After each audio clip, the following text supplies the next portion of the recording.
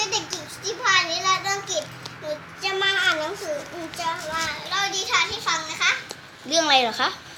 เรื่องเม่นค่ะค่ะเชิญอ่าน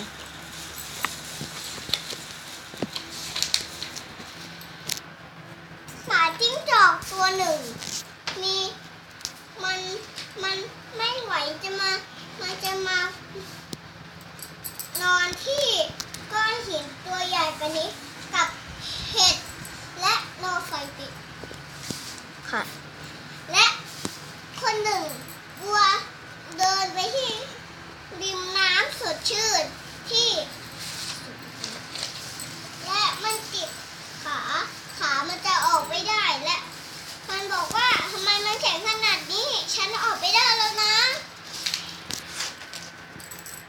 เม่นตัวหนึ่ง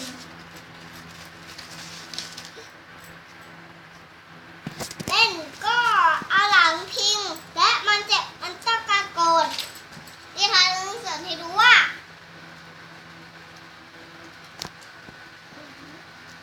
เราควร